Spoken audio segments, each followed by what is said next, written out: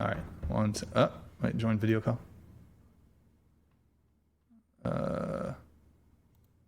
Hello, Andrew? Wait. Yeah, can you hear me? I can hear you. Are you, oh, there it is. Hold on.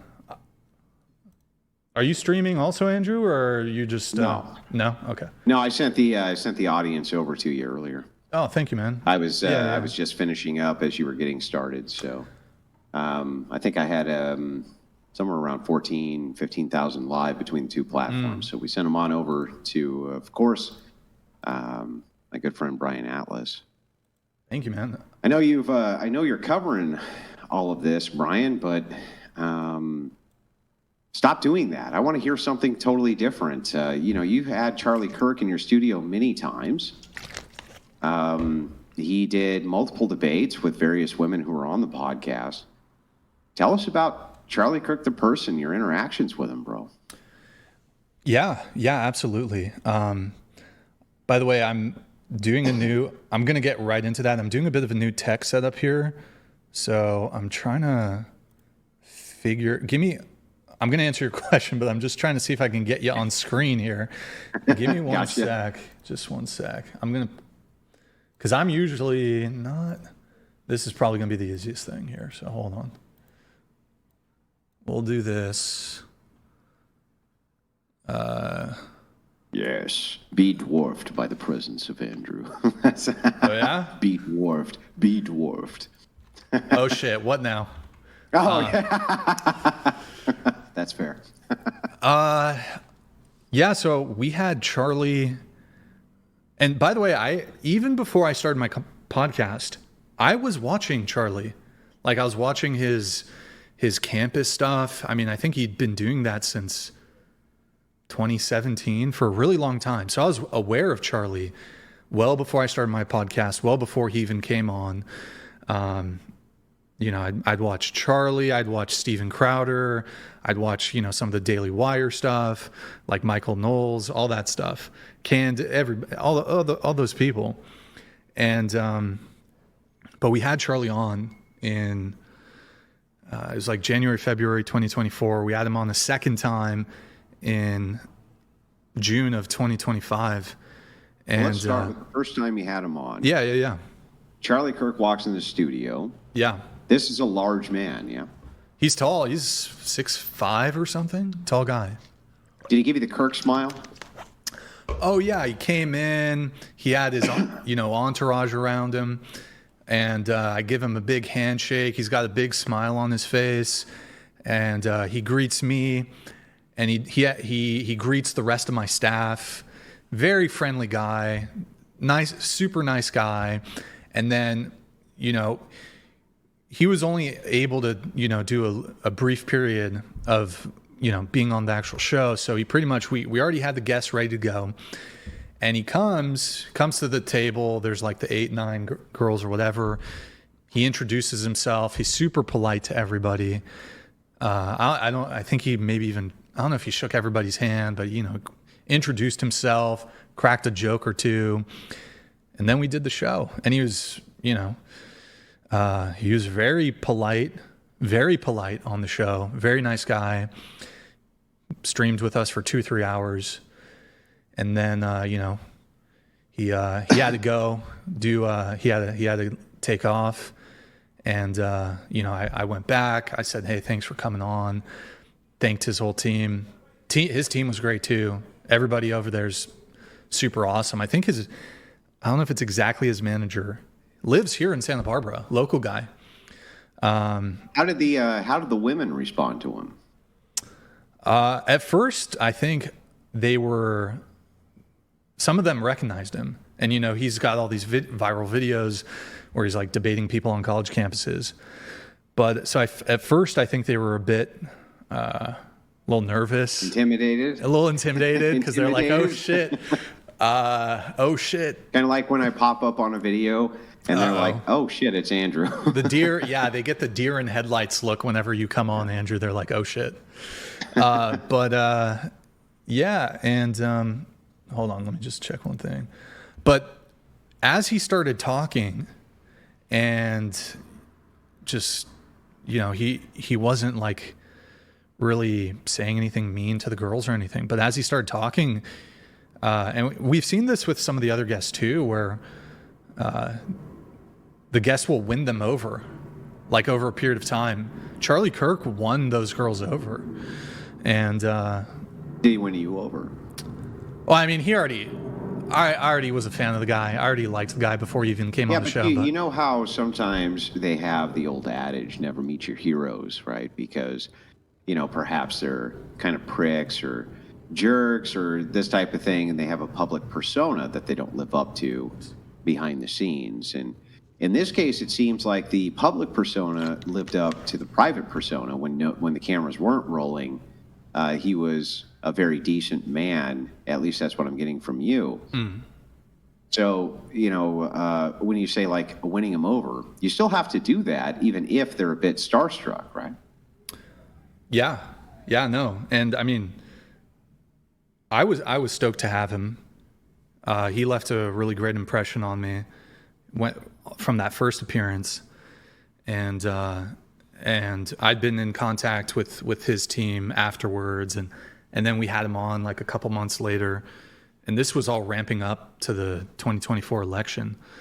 And it was great to have him on. And I don't know, it's just, to me, it's still, the whole thing feels like a fever dream. Like it doesn't even feel real. Like, here's this person I met on a few different occasions. Who was horrifically assassinated. Yeah, assassinated. Horrifically. Now, Brian, did you watched the close-ups, didn't you? So, yeah, I woke up yesterday, and usually the first thing I do when I wake up is I don't know, just check my phone. And I had like a link. First thing I saw yesterday was I saw the video, like the close-up video. And it's just completely shocking, completely disgusting. And just did it kill you over? Like, were you in shock? Couldn't really believe what you were seeing? Seemed surreal. Yeah. I mean, I almost hopped out of bed in a panic, like, holy fuck. I don't know. And I know it's difficult. I know it's difficult to talk about. I get that. Yeah. I will say, real quick, I'm going to have a quick drink with the whatever audience. I haven't seen you guys in a long time. That has nothing to do, of course, my relationship with whatever or Brian Atlas. We both have a lot of stuff going on. It's very, very good to see all of you. I'm going to have a drink in a kind of celebratory memorial of Charlie Kirk. We'll have one real quick. Tastes great. And I'm going to tell you a story. After... Sorry. For some reason, you froze. I don't know why. Go ahead. You saw that.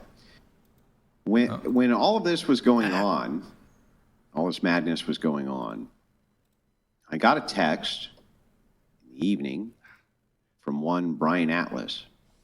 The very first thing he said, he sent a text over to my wife too, were these words, "Are you okay?"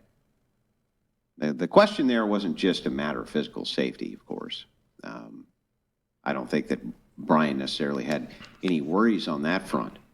The "are you okay" is, I think when guys like me and him see something like that, we instantly understand, could have been me. It could have been Brian. That could have been any number of creators that we know who do IRL events. By the way, he wasn't the only one. Pearl Davis, first thing that she texted me is, "Are you okay?" But Brian didn't hyper-focus on himself, but rather was asking the legitimate, genuine question, like, man, are you doing all right? Are you feeling all right? Is that because of how gut-wrenching that was, Brian? Well, I mean, I was going through it, and I mean, I'm sure, we're in the sphere, and I figured you guys seeing that you must have been feeling what I felt. And, you know, I don't know if you've had conversations with him or anything like that, but when something like this happens, it sort of has a impact on all of us. So I just, you know, you and me, we've known each other for a couple years, and I don't think either of us wants to We've been friends for a long time. Yeah. And the thing is like, you know, I get it.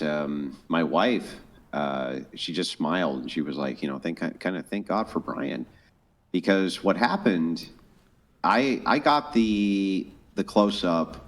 I don't know if it was before anybody, but it was very, very, very early on, before basically anybody I saw had it. It was sent over to me by somebody who was at the event, and he was in law enforcement.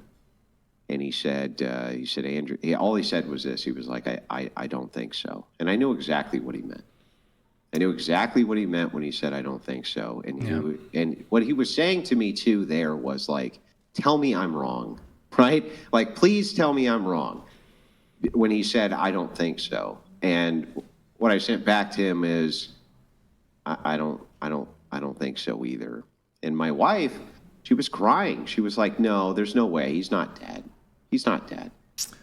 And I after I saw that video, right, I said, don't look at this. But I'm confident he's gone. And she was bawling, you know what I mean? Now about an hour later, some of those close-ups were being released, and she was scrolling through Twitter, and like many women and many of you in the audience, they saw the horrific nature once the close-ups were there, and she dropped her phone because it was gut-wrenching. I told her not to look, but I don't think there's any avoiding it, and it just killed her over. Absolutely horrific, this assassination. And I'm sure many of you out in the audience right now, you have the same story. It was probably something very similar for many of you. And the second you see it, you realize just how brutal and savage this attack really was, and that kind of feeling of powerlessness. I mean, everything you just said resonates with me. Like I said, I saw it first thing when I woke up. First thing, jump out of bed in a panic. And I mean, obviously my first thought is just feeling awful for Charlie, and then his family, his children, and then just obviously the cascading effects it'll have on other people. But yeah, I saw the first one. I couldn't bear to watch it again. It was just like every time I've like seen the clip pop up, I can't watch it again. Now, leftists, by the way, Brian, have been trolling me by sending me AI memes of this in the most horrific fashion possible. They send them to me via DMs. I'm not going to show you any of these because they're god awful, but they're a jab towards me, along with many messages of, well, I won't even repeat those either. They're horrific. I can only imagine this too, an angle that many people have not thought of.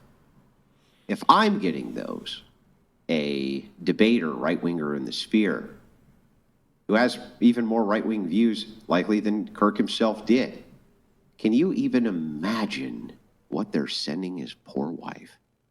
These horrible fucks are probably sending her the worst shit that you can imagine. And I'll say it here on this platform too. Tucker Carlson, he put out a give, send, go. He put $1 million of his own money in that, for a total of $4 million, which is what he's fundraising towards. The Wilsons are going to be contributing to that. I'm sure that that Brian will as well. But I'm asking you in the audience, remember that all the earning capacity of this man was completely eliminated in seconds. And remember that it's not just the horrific torture of his family having to see that live. I heard a story and confirmed that it looks like this is true, that when the shot was fired, his youngest daughter was terrified, and guess where she ran? She ran right towards the arms of her dad, and she was caught, and what I heard on the ground was she said, "Why can't I get to daddy?"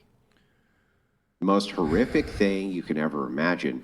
And if you think that these fucking merciless bastards aren't sending that poor woman the most horrific shit you can imagine, you're wrong. Because they are. Some of the videos, some of the stuff I've seen on TikTok, some of the stuff that was reposted from on X, it's completely disgusting. The comments I've seen on, even the sort of, what you can do is, and you've probably seen these, Andrew, if you look at these sort of conciliatory videos or messages from some of these leftists like Dean or that girl Ann or Kylie, they'll put out this sort of almost sort of crocodile tear, doesn't seem very genuine message. But if you look at the comments section, the comments on their video, which says, they'll say violence is never a solution, blah, blah, blah. The comments, their fan base is still rejoicing in what happened. And that's pretty emblematic of, that side of the aisle. I can't think of anybody. Look, I'm not super politics guy or whatever. You're probably more politics guy, Andrew. But I mean, I guess I could ask you, if somebody on the left wing, a Democrat or politician, whatever, or, was assassinated, I can't imagine you or your audience would ever rejoice or celebrate the killing of somebody, even if you didn't like them, even if you, you thought they were a scumbag or whatever it is. And it's through that mercy that we have become the victims of our own empathy, because we're not lunatics, because we're not crazy, because we're not demonic. That is now being used against us.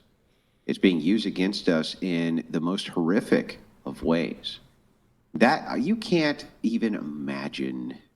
And maybe, I don't know how many people even in history could, but you can't even imagine what it has to be like for this poor woman to have thousands of people a party to the live viewing of the public assassination of her husband in front of her children. That is got to be the most god-awful, horrible thing that you could ever imagine a person going through. Yeah. And yet, and this family is persevering, right? I can't even imagine that. I was told earlier by one of my audience members who follows Dean Withers that when he came out with those public tears in the Discord, he had a poll. A poll was put up, did Charlie Kirk deserve this or not? And 85% of his audience, this is what I'm told, said that he did. They said that he did. They see this in the most sick, perverse way you could ever imagine. They see this as justice. He deserved it. He was a Nazi. He was a fascist. He was the most evil man alive. And Brian has done a great job. If you go to his ex, Brian Atlas, he's done a fantastic job of cataloging the vast multitude of the Unfuck America tour, where they called him all of this and worse. And I've been retweeting it because it's excellent to see the contrast. These people don't care, Brian. Do you really think Dean Withers and Parker give a shit? Do you really believe that for a second? No, not at all. I mean, they're putting on a sort of public front for optics reasons. I don't think, I think there is something back there in their mind where they think good, where they think justified. And obviously, given their platform, they have, some sense to not outwardly say that. Look, I don't know these guys. I don't know what their hearts hold, but But I mean, wouldn't you say that probably 40% or more, and I might even be way off here. It may be way more than that. You have to understand that Brian has dealt with maybe more feminists than any other man on planet Earth. That is actually a possibility. He actually may have dealt with more feminist leftists than any other man who is currently in existence on this planet. And I think that he probably won't dispute this when I say this. These are some god-awful people. The things that they believe are god-awful, and the justifications they make for the most horrible things which can happen to various men it's not just off-putting, but it's sick. And how are these people really that dissimilar from a lot of these leftist feminists that you deal with? Don't you think that 40% plus, and that's me being very charitable, these leftist feminists are probably celebrating this today? Oh, absolutely. Absolutely. Yeah. And I mean, you raised a really good point, and it was something that I was kind of discussing a little bit on my ex, is they use terms like fascist, like Nazi, like extremist, like far right, like all these terms, sexist, racist, whatever it is. That girl, Anne, who I reacted to it on stream earlier, you posted her thing and from her Discord, interestingly enough, if you look at her TikTok, she's doing, she's crying about it. The public face versus what is said in private was readily exposed there, wasn't it? Yeah. Imagine a woman who has been seething for many months. I forgot all about the debate. The second that debate was finished, the second that she was completely pulverized in it, one of their philosopher queens who got devastated in the debate and said gay for pay and all kinds of crazy shit this lady said, instantly, when it was the case that there was a public assassination of a right-wing figure, the tears were flowing. But how many times have we seen the fake tears? And then we find out in her Discord, she said, got him, fucked it, you know what I mean? I got him, guys, you know what I mean? Anything to get that kind of validation privately and then publicly, in the public front, oh, I can't believe that they can't. It's all bullshit. Yeah. It's all a game. And listen, one thing that Brian can tell you and can confirm, I've been in that studio I don't know how many times. A lot of times, the forward face that these women put on, especially these feminists, completely in opposition to what they actually believe. And you have to draw it out like poison. It's true. Yeah. It's true. And actually, I saw that Ann girl that we were just talking about, on her ex, she said that Charlie Kirk is these things. I forgot. I think she said he was a racist. And I don't want to misquote her, but he's a racist, extremist, sexist. I think she said fascist. I don't know. I don't even think these people could probably define what fascism is. But I think, and this is something I mentioned, I think this rhetoric is dangerous, where they're trying to label people, and most of these people don't even know what these terms mean. Oh, this person's a fascist. Okay, he's a Nazi. Well, okay, what should we do with Nazis? I mean, these people, we fought them in World War II. Imagine the rhetoric here, and you bring up the probably the best point of all. If the rhetoric is, you're the moral equivalent of men who rounded up people, put them in a cattle cart in order to ethnically cleanse them in the most horrific ways possible. That's what you're the moral equivalency to. Yeah. You can't then go out publicly and say, but I feel really bad that if you're the moral equivalency of that thing, then it's actually worse for you to go out and publicly say, but I didn't want anything bad to happen to him. Why wouldn't you want bad things to happen to Nazis? Why wouldn't you want bad things to happen to these people who are trying to ethnically cleanse the entire world? That's the contradiction, the upfront contradiction. And that's how you know they're full of shit, Brian. They're full of shit. They don't give a flying about what happened to Kirk. They don't care. And they're celebrating it. Yeah. This chat knows it. You know it. We all know it. And they're full of shit, bro. They're full of it. Yeah.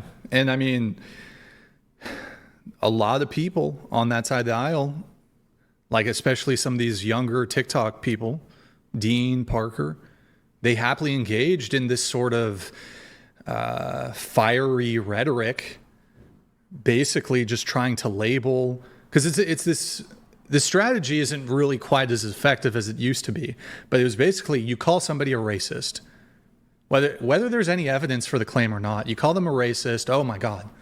And most people just buy it. They just buy it. This person's a racist. This person's a Nazi. This person's a fascist, whatever it is. And then they get labeled, and then it makes it much easier to justify all kinds of, whether it's... Right. You're exactly right. Yeah. The idea here being, if you're an evil person because you've been labeled that, then anything we do to you is justified. Yeah. And how many times, I can't tell you how many times I've seen these types of posts from the various femoids.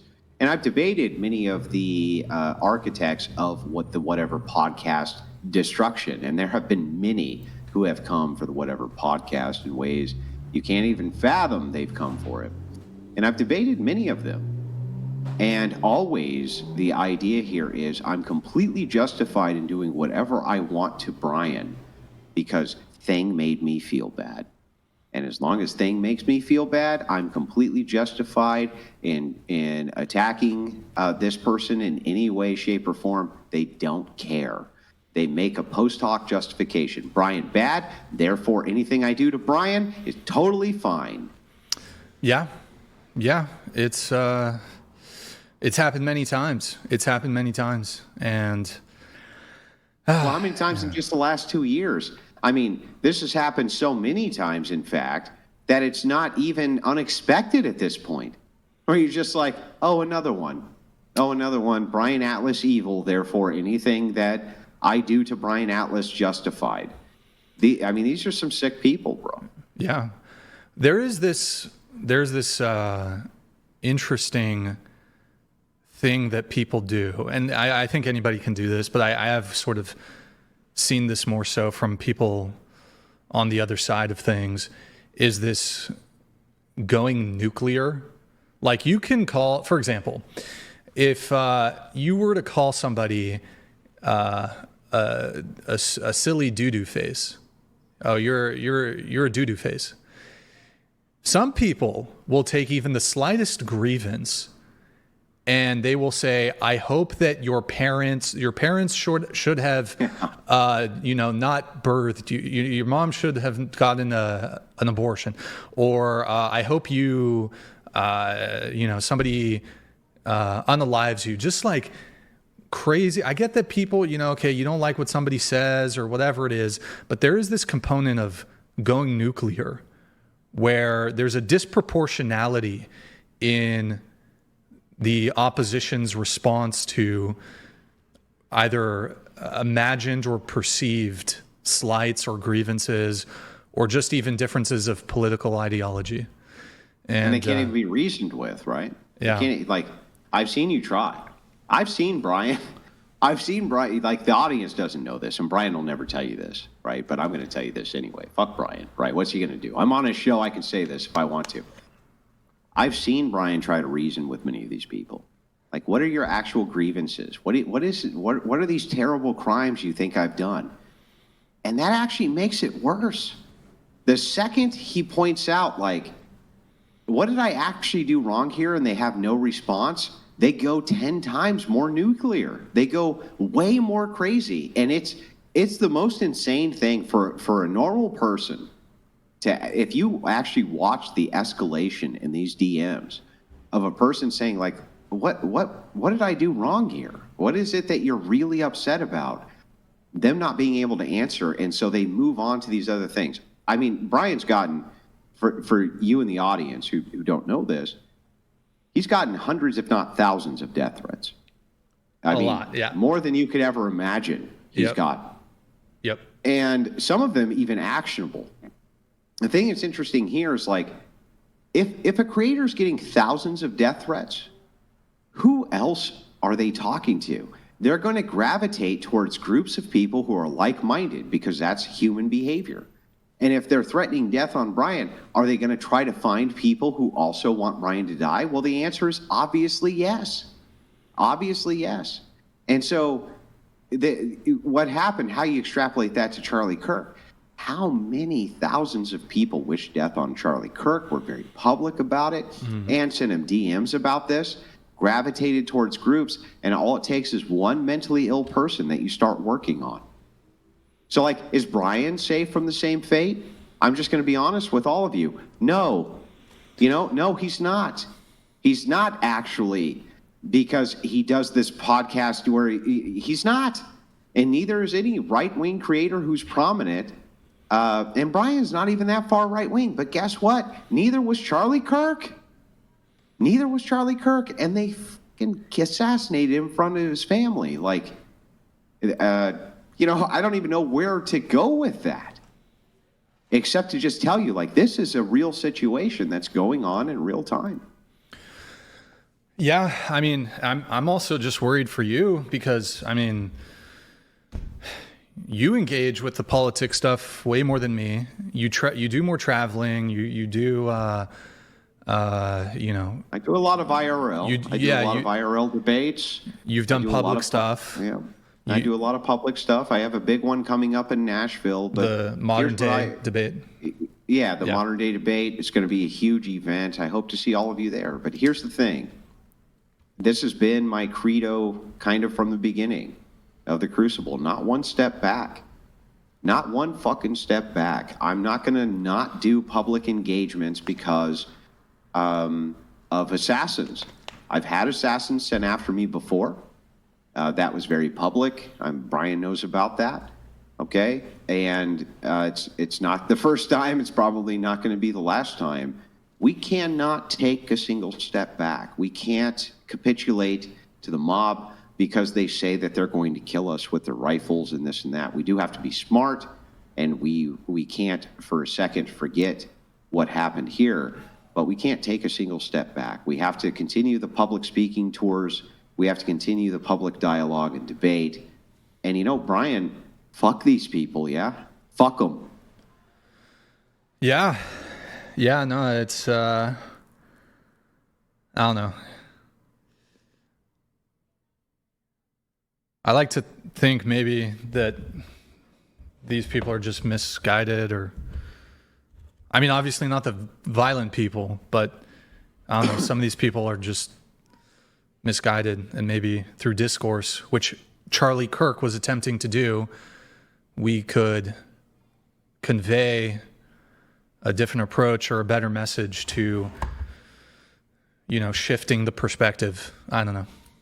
But even if discourse works here, let's just say we get back to discourse and it actually really starts working again. We actually can find some good common ground with these leftist scumbag sons of bitches. Let's just say that we could for a second. What was the cost? The cost was that we had to see this good man mercilessly murdered in front of our eyes and his family's eyes. That's a hell of a price to pay. Just to be able to conduct public debates with people who want to engage. That's insanity. How is this not insane? Like, could you have ever predicted this timeline, Brian? Like, ever? No, and like I said, I mean, I'm still in shock about what happened. I mean, this is somebody I've met who's been on the show twice, and I don't know. Never, if you asked me 5 years ago, hey, Brian, do you think you would have ever met somebody and, gotten to know them and they ended up being assassinated? I would have been like, that's crazy. But here we are. And I mean, there's obviously been an increase in temperature, increase in political violence. I don't know. Ultimately, it's just sad. It's sad. I'm also, though, like, there was a bit of me that was like angry. Like when I saw that video, there was like a bit of a rage when I saw what happened to Charlie. Like, I don't know, just for everything. You mean watching a guy that you knew get publicly brutally assassinated, elicited emotions of rage. Well, gee, Brian, I'm super shocked by that. Of course it did. Yeah. I mean, is it any different if it was the case that I was assassinated publicly? Now, you know me much better, and we have a much better interpersonal relationship, so it would have affected you probably deeper, but is it really any different ultimately? The idea here is they could get us all. And they've been gunning for a long time to do this. Yeah. And you guys just, like in the audience, you don't realize how bad these people really are. Like what Brian has to deal with on the back end, it's fucking horrific. And he tells you 5%, less than 5%. Yeah, I mean, I don't share much of it, but I mean, Andrew, I'm sure it's just as bad, if not worse, for you. I mean, you're the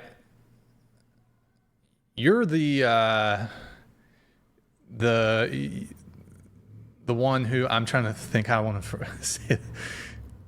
You've got the spicier takes than me, and you're a bit more with the polemics. Is that, I don't know if that's the right word. I've always thought that this was the wrong way to look at it. You see, it wasn't, the assassination of Charlie Kirk wasn't necessarily to do away with Charlie Kirk, though that was the goal. It'll be hard pressed to ever convince me that the goal there wasn't to destroy the platform of TPUSA, which made all of these inroads in these colleges, which was the bastion that the right wing wanted to get into the most, academia. That's where they're crucial. Like if you listen to Brian's debates, he brings this up often. The feminists have all the left-wing institutions, including academia, right? He'll bring this up over and over and over again, and it's a legitimate point. But really, Brian, whose safety is more at risk? The guy who has those views or the guy who platforms those views in front of the most amount of people? I don't think that the danger level's any less on the opposite side. The destruction of the platform to these people is every bit as important as the destruction of the person. That is true. That I guess, yeah. I mean, but look, I mean, ultimately, I'm still worried about you, about Rachel, and look, you got kids also, so I feel like that's another component, and yeah. Anyways, but imagine though, at all the views that I have, as contentious as these debates are, Brian has continued to platform me and continue to allow me to engage with the feminist views and engage with the left-wing views on his platform. That is perhaps even more dangerous than holding the views themselves. It's just something I wanted to point out. Brian's always going to be too shy to kind of tell you like a lot of the stuff that goes on in the background. But, fuck that guy. Look, you see me on this big screen, and he's on this little tiny screen. Like, fuck that guy. I'm going to tell you, this guy is mercilessly attacked and viciously attacked in ways you can't even imagine. They do everything from lawfare, not just lawfare. I mean, the mass reporting, it's fucking insane what Brian has to go through. That's why it's like, people go, oh, gee, Andrew, what about you go on there sometimes and it gets a little bored. It's like, dude, you can't even imagine how much it takes going in the back end of the show. And so I've always been hyper appreciative that Brian has continued to platform me, allow the viewpoints which will oppose the opposition viewpoints. Very rare that you see that. And so, my hat's always kind of been off for that. Yeah, I mean, it is true that there's a lot of stuff that goes on behind the scenes, and I'm sure it's the same with you, but a lot of stuff that goes on behind the scenes that is a major thorn in my side, major stress, and I just don't talk about it. I don't talk about it. A lot of stuff, and maybe I could probably. And you should more. And in fact, I think in some ways you should more because, ladies and gentlemen in the audience in the whatever community, you can't really even fathom how bad it is. I've seen many of these messages, and it's not like it's like, oh, here's 10, here's 20. We're talking about hundreds of insane lunatics who come at this guy. I mean, almost weekly. It's really bad. It's really bad. And the idea is he takes a lot of heat, not just for his views, but just for the people he platforms. And I'm telling you, one of the primary motivations of the assassination of Kirk wasn't just Charlie Kirk's views, but it was a platform which was represented. That's what they wanted to kill more than anything. And it's like, so, as far as me being a target, sure. But I think that it's platforms who will allow oppositional views. I think that they're targeted even more. Well, I mean, with Turning Point USA, I hope that somebody can, I mean, I don't know who. Charlie Kirk was kind of a you can't replace generational type of guy. Yeah. But I mean, I'm hoping that the Turning Point can continue to at least do some form of advocacy. I can't imagine that they're going to go away, but obviously it's taken a massive blow. And but yeah, no, you are right to point out that and it's not just, some people might hear what you say, Andrew, and just be like, oh, he just gets like nasty messages. But there's a lot of other like kind of fuckery and bullshittery that sometimes it's even hard to put into words, but like people will try to mess with your business, mess with your channel, the mass reporting. Here, let me go ahead and put it in words then. They go after his family. They go after his friends. They go after his coworkers. They go after his business interests. They do everything that they can to troll his show. They do everything that they can to hurt him personally. They do everything that they can to. You can't even imagine the kind of horrible fucking people and these mean girl cliques, especially the feminists. They get together in their sewing circles and they plot together. They plot together. Because the guy's running a show with oppositional views. That's it. Yeah. What else is Brian doing? He's just running a show, a dating podcast that has people who disagree with your takes on dating. And they send him death threats. Charlie Kirk saying, hey, you don't have to be a liberal in academia. Of course they were targeting him for killing. Look at what they do to Brian. He runs a dating show. Just an oppositional dating show. It's insane, Brian. I can't imagine.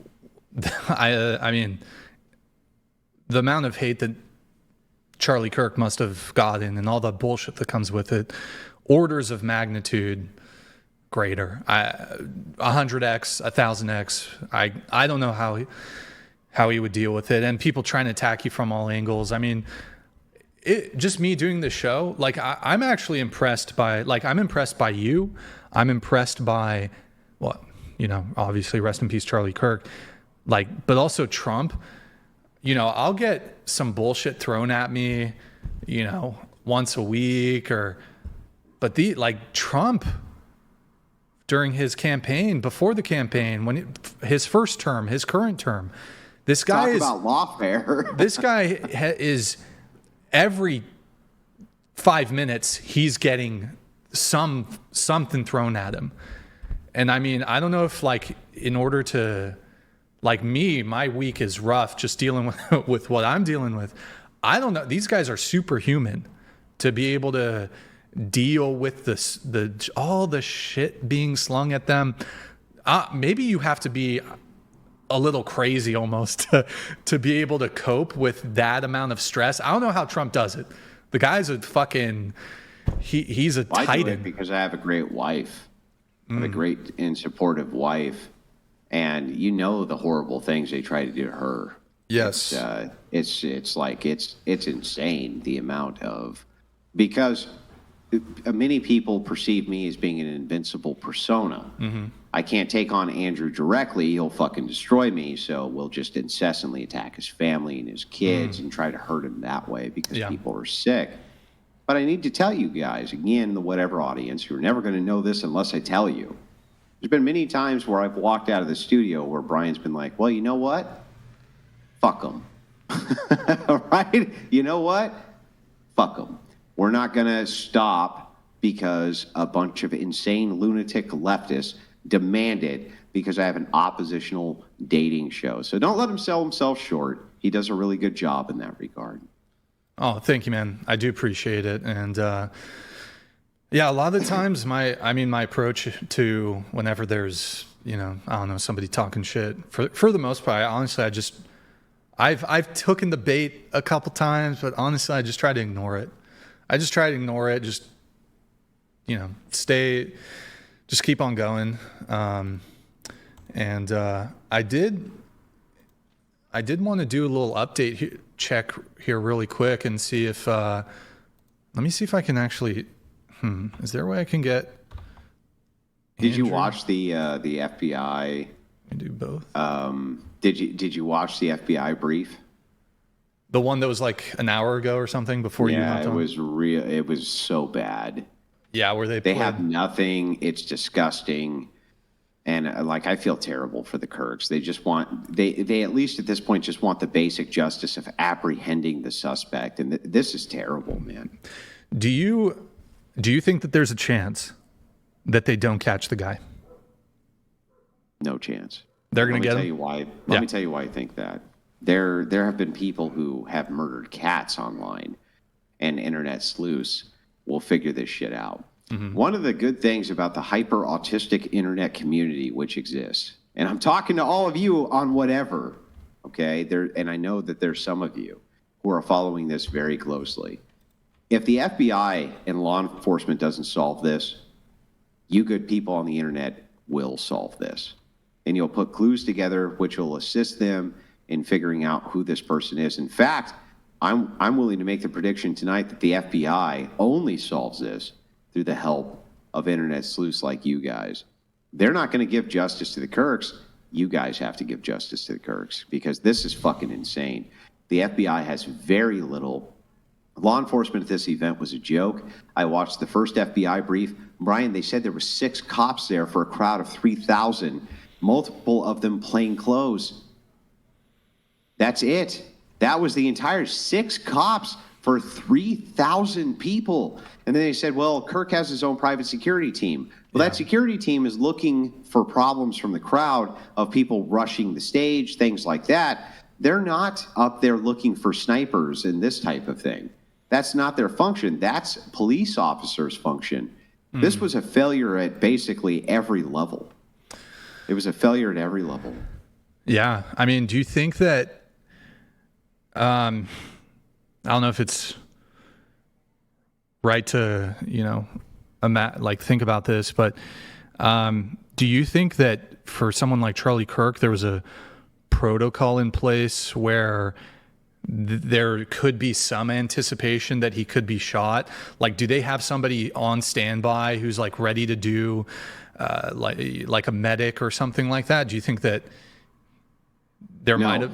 No. I think maybe there was an ambulance on site to do basic things like a person has a heat stroke, they can take care of that. The medical team who was on site was probably for things like minor wounds, somebody fell down, they went into anaphylactic shock because it got stung by a bee. There definitely wasn't a trauma team on site who was ready for things like gunshots. And really, why would there be? Right. Kirk ultimately was very moderate in his views, and these were, for the most part, extremely respectful exchanges between him and the audience. There wasn't necessarily any reason to believe that leftist psychopaths were going to take a rechambered Mauser and try to blast this guy 160 yards away. There wasn't necessarily good reason for him to believe that. Now, going forward, most of the right is going to assume that, and they should. The problem is that there's a bit of complacency which happened here. And the complacency was the idea that you can just, in an unmolested way, be able to go on college university campuses and have these respectful exchanges without having to worry about a sniper in the wings. That's the normalcy bias coming to fruition. And I don't blame Charlie Kirk for that, right? I blame the psychopathic left for that. Right. It's just, I wonder in terms of stifling this sort of activity. Steven Crowder did this stuff in the past. I don't know if he really does it much anymore. He had the change my mind stuff. I had actually contemplated, and I think I pitched to you a while back, like, hey, next time you're in person, let's just go to the street. Let's do men on the street. We'll get a sign, and it'll, just debate people out on the street. And I mean, look, me, the Whatever Podcast, we're kind of small fries compared to Charlie Kirk, but that's something. Doing something men on the street style, or doing something on the college campus, has been something I've contemplated doing. I mean, at this point, at least from my perspective, I'm like, that's kind of on the shelf right now. I mean, but I don't want to look. I don't want to make it. I feel like maybe it's a bit insensitive to make it about me. You're not, but I understand you're not making it about you, though. What you're doing is you're taking the collective of your experiences and applying it to what the new domain of politics looks like. Big difference between that and trying to make this horrific event about you. In many ways, you may not realize this, Brian, but you are still paid for your political commentary. People are tuning in right now because they want to know exactly how you feel about this. And by the way, so do I. And the truth is that it's perfectly acceptable, and I understand why so many people on the right instantly were like, man, we got to beef up security. We were talking about this, about the big Nashville event earlier with Modern Day Debate. I'm going to make sure that the people who are there are protected. That's the number one goal. Not just myself and my kind wife, but everybody who's there, we need to make sure is protected.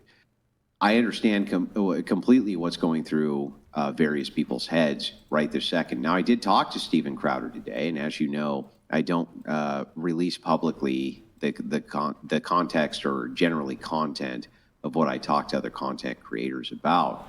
But Crowder's overall, I can tell you his overall kind of mindset here was, fuck these people. And if I have to do IRL events again, I will. And we'll do them in a way where they, where who cares what they do. If they have hand grenades, it wouldn't matter. So he's completely on the fuck these people train. And, I got to kind of respect that, Brian. Fuck them. They're these bastards, they can't intimidate us this way. If we allow that, we've already lost.